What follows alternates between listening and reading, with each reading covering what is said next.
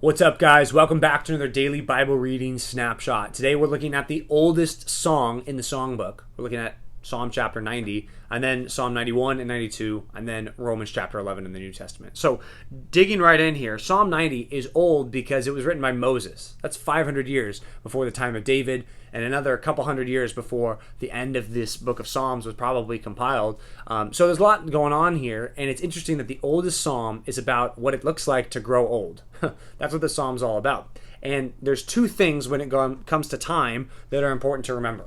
The first thing is God is eternal, and that's the beginning of Psalm 90. God has always been. He's from everlasting to everlasting. 1,000 years are just like a day in God's timetable because God's outside of time. There's no difference between 1,000 years and a day because he stands outside of it all. He's not affected by it. He says, but us, we live these short lives. We live a short amount of time. He says if we live a long time, we live like 70 years. If we live a really long time, we'll live like 80 years. And after all that, then we're dead and gone. And the response, the turning point here in verse 12 is what we should do if we recognize that God is eternal and that we live for a short amount of time on this planet is this: teach us to number our days.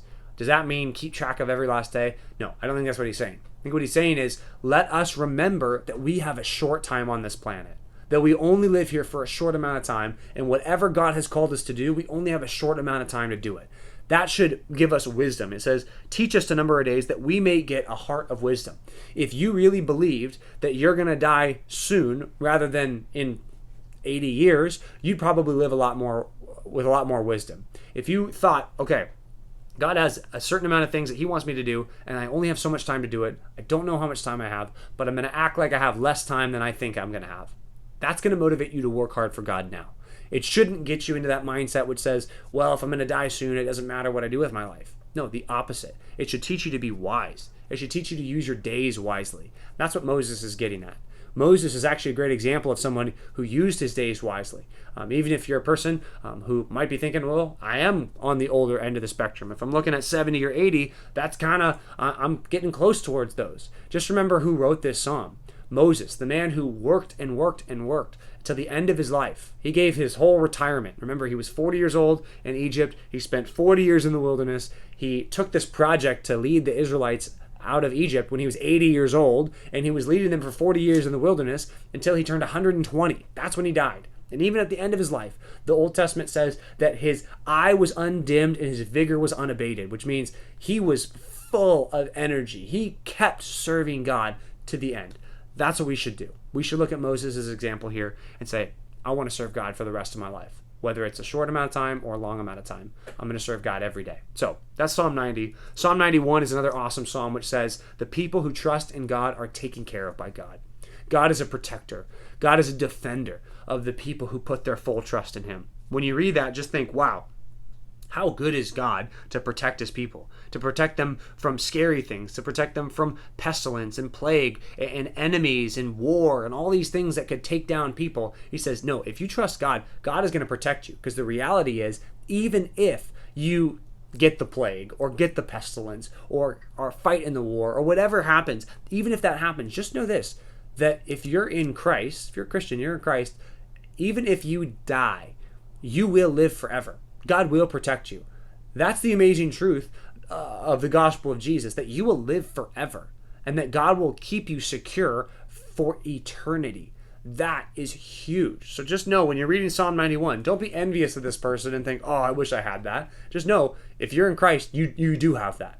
You have that because God will protect you forever. Now, Psalm 92 talks about a song for the Sabbath, which is basically thinking through, okay, it was their day off. It was the day they worship God. What should we do on our day off? What should we do on the day that we're supposed to worship God?